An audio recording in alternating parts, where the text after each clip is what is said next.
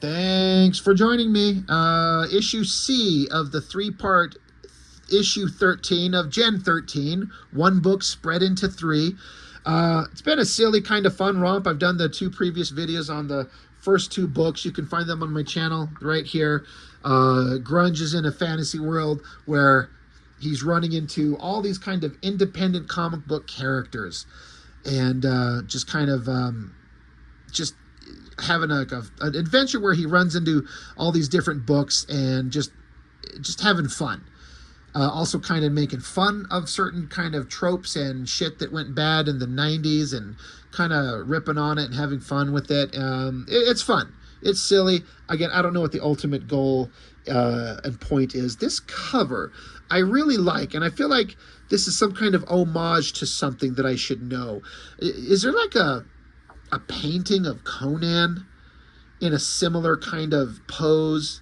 I mean, I know there's paintings of Conan, like by Frazetta, I'm thinking, standing there, hand in the air, hot babes underneath. Of course, it's the Gen 13 girls on a pile of comics. I feel like this is supposed to be a specific homage to something. I can't quite place it, but it looks very familiar. But anyway, this is issue C. So we start out, and it's Grunge traveling this magical realm, and it's Madman, Mike Allred's Madman.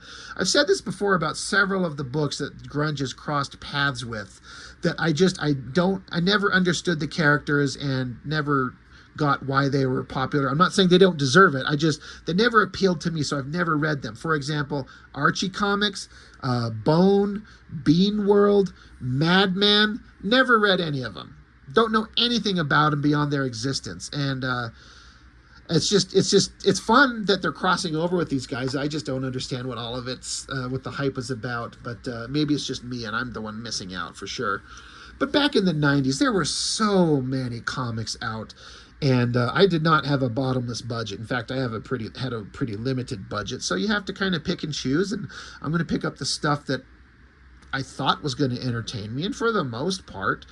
But of course, if you watch my channel for a long time, you'll see that I'm talking about books that I read in the 90s, and I'm kind of going, upon retrospect, being a grown-ass adult now, none of this shit is any good in terms of like a satisfying reading experience. I mean, not none of it. There's some of it that is certainly worthwhile, but a lot of the stuff that you kind of thought was cool when you were a kid does not hold up. It's rough. It's rough going. Can't speak on any of those books I just mentioned. Madman, Bean World, and Bone, and Archie. Like I'd never read any of them, so I don't know anything about them. But anyway, Grunge and Madman, they're trucking along, trying to get to the end of the journey. They run into Max and Jungle Princess. I thought maybe this Jungle Princess was supposed to be like the girl that hangs out with Max in the Outback, but Jungle Princess is its own specific independent character, right? And any opportunity for Campbell to draw a hot girl, like, it's pretty hot. Max, weird character. Don't know anything. I say I don't know anything about him. I did collect Max for a while, and I read him, and I still don't know anything about the character. He's such an oddball. It wasn't for me. But they get attacked by the bad girls. Holy shit. That's obviously supposed to be Lady Death. There's Witchblade. I'm not sure who this is supposed to be, but I'm guessing it's supposed to be Evangeline. I guess because she's got a little cross around her neck. I don't know. I don't know who else it could be. These others are like, the Witchblade parody is obvious. The Lady Death with like the sword, the giant fucking tits with the skulls on the nipples and the skull right on her sniz edge. You know, that's obviously her. But this one, I mean, Evangeline wore dark colors and had dark hair. So I don't know. Who cares? It's not the point. But they're getting attacked by the bad girls. The bad girl craze was a big thing. I have to say, they're kind of making fun of these ones, but then giving reverence to other ones. Like she's given reverence as kind of like a respected bad girl. And of course you got the Strangers in Paradise girls. And they're not bad girl anything, but it's an independent book, so of course that makes sense. But I got to be honest, when I was younger, I really was into Witchblade.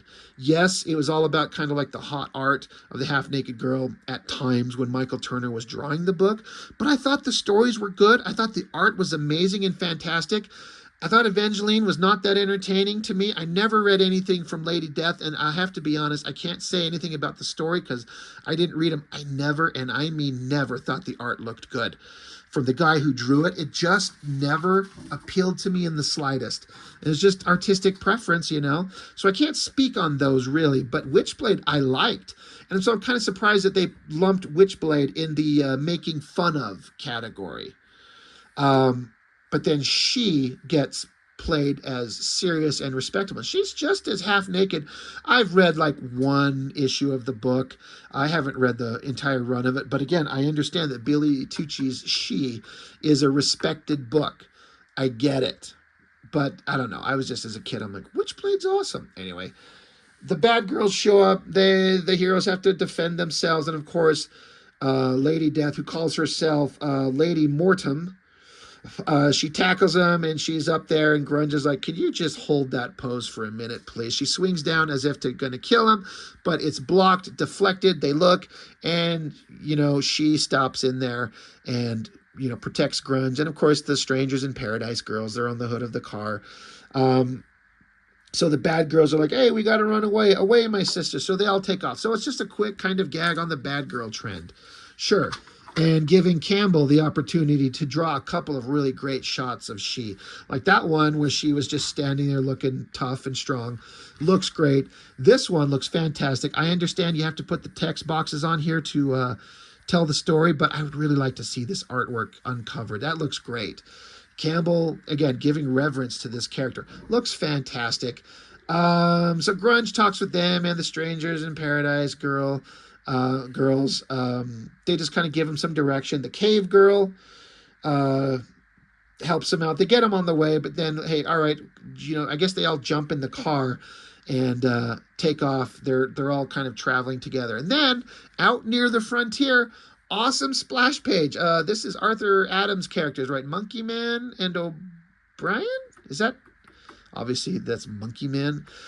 Again, I'm sorry, I sound like a really, I'm clearly like a Wednesday Warrior fanboy fucktard, because I have never read any of these independent books. I never read any of these.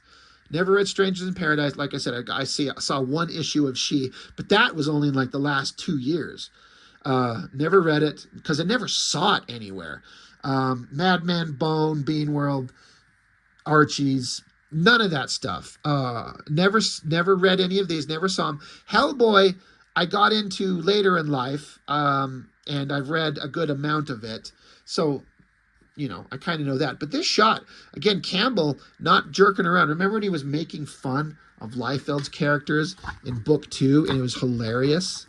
Like drawing these exaggerated forms and just bad poses and bad feet and bad weapons and bad expressions, and everything fucking sucks.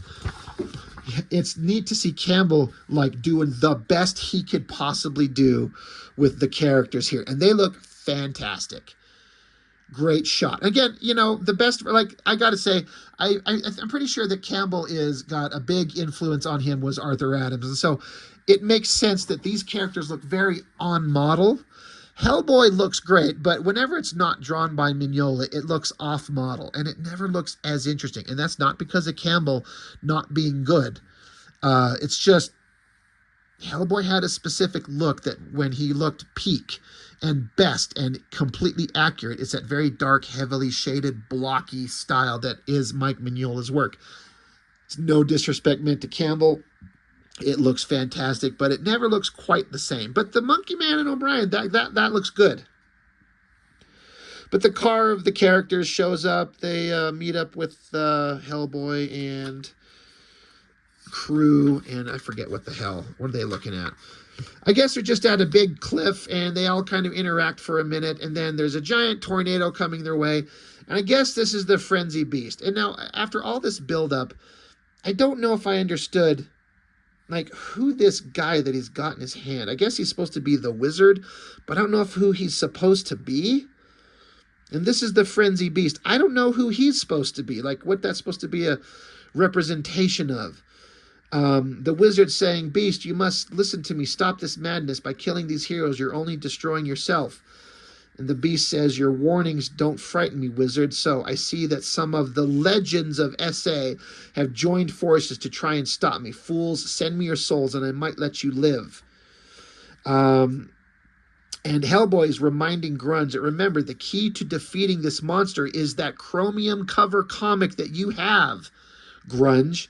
And Grunge's like, what am I supposed to do with it? So the monster, he's like, ah, yes, I sense that the tattooed dwarf possesses the prize I seek. Give it to me and you shall have your heart's desire. The wizard guy's like, no, don't listen to him. The monster's saying, enough. If you won't give it to me, I'll simply instruct my zombies to pry it from your lifeless fingers. So I think this is supposed to imply Marvel zombies, just like the people, like the terminology where it's just people who collect anything and everything Marvel nonstop, no matter what, without even caring about quality. I think that's supposed to be the implication. So these zombies come up and start attacking everybody. There's just too many of them. We're being overwhelmed. Grunge, it's up to you to save us. You got to do something to help us. And Grunge is like, no way, Jose, I'm mashing out. I've never heard that term before. But then, kind of like with the Wizard, the Wizard of Oz kind of shtick that they were doing with Tinkerbell being Roxy. Anyway, so it's like the good witch, like the witch of the West and the witch of the Eastern, whatever. Anyway, it looks like, I think it's supposed to be, I don't know if it's supposed to be Fairchild or just a hot girl. But she shows up. Wait, Grunge, don't be afraid. Remember that all the heroes in the land of SA are depending on you to do the right thing. She says, I'm the good witch. I'm here to make sure you follow your conscience. And Grunge says, the only thing I'm going to do is save my ass. So then this was something that threw me the fuck off. I didn't understand it as a kid. I don't know that I understand it right now. But I'm like, what in the hell is this? In the back, Anthony Robbins seminars. Literally like a link to this guy. And I'm like, okay, I've heard the name Anthony Robbins. I kind of know about this guy. There's literally a phone number where you can call and tell them that you saw this comic and saw him in it, and then they're going to send you a CD, and so you can join up with him and make his company grow bigger. He literally shows up here. Like, I'm like, did these fuckers just sell out to hawk this guy's shit? Like, what am I missing? I was like, you're kidding me.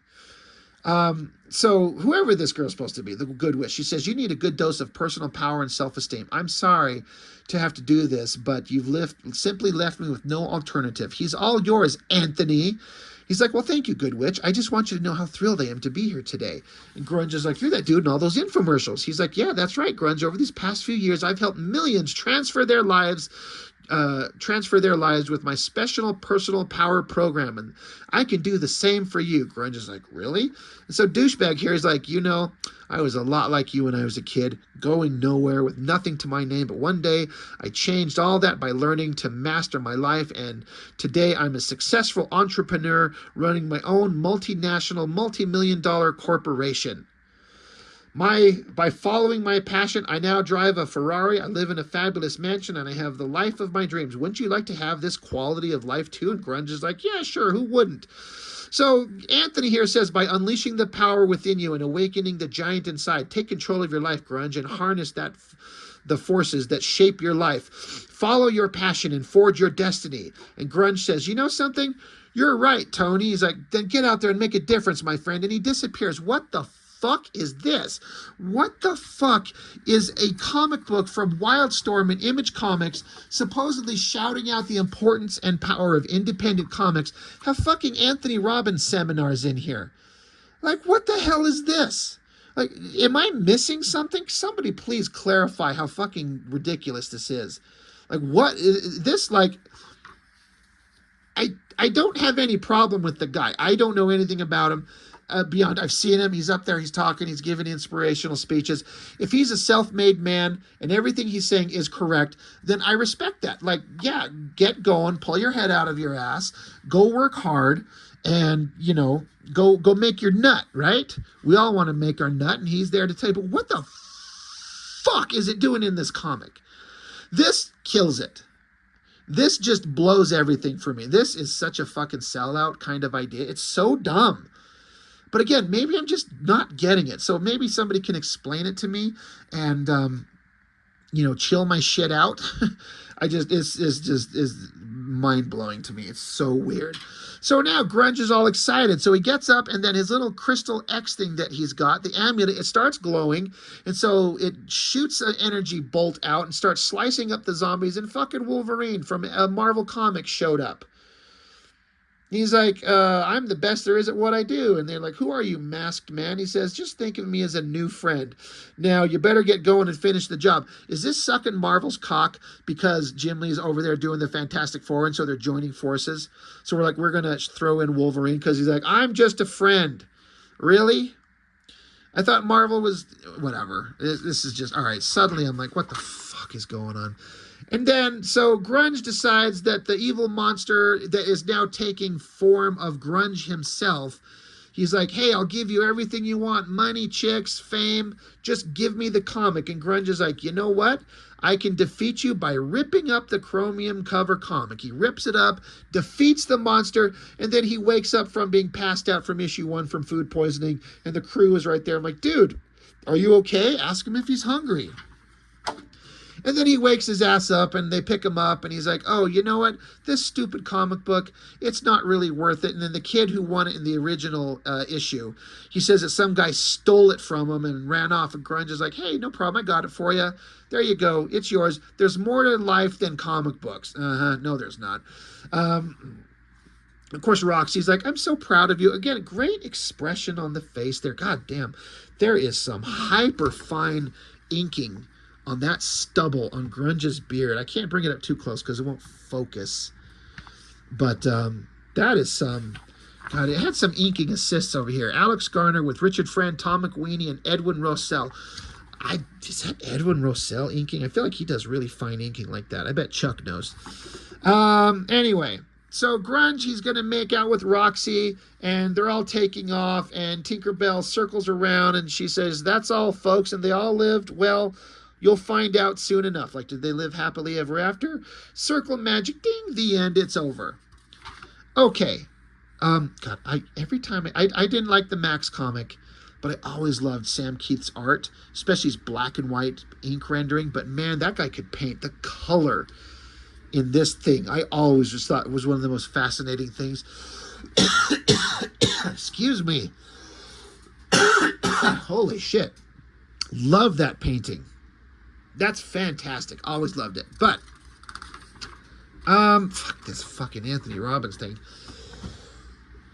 Ultimately, it was fun and lighthearted and gave me lots of joy back when I read it the first time, and again reading it now. It's a little kind of dumb and dated, but at least it's fun. The ending, obviously, in book 3 really throws me off. Like, what the hell was that? So weird. But, you know, involving all these other characters and all these other creators, I imagine that they had to go out and hit everyone up and be like, hey, we want to do this thing. We want to involve these characters. Maybe expose your books to some other readers that have never seen it, because Gen 13 gets hyper crazy sales. So maybe we can help put a spotlight on your own books. Maybe, you know, I'd imagine that would be, you know, part of the gig. But it's fun. You know, again, it's issue 13 of Gen 13, so they take and break it up into 3 smaller issues, and it was fun, and they were cheap, $1.30. I didn't mind that. I could pick that up every day. Campbell's art is absolutely on fire, top-notch across the board, every way. Can't ever be upset at that. So it's kind of fun, kind of silly, kind of weird, but a good time. Like, no complaints except for that shit at the end of the 3rd one. But Campbell is what makes these books work, and I'll die on that hill. Yeah, like, fight me. You know, tell me why Gen 13 was ever good when Campbell's not doing it. It almost never was. And I wish Campbell would draw comics again, because he's so good. So anyway, I guess that's all I've got for now. So thanks for joining me on these 3 issues of Gen 13, issue 13. It's kind of fun. And that's all I got for now. Thanks for joining me. I'll see you next time.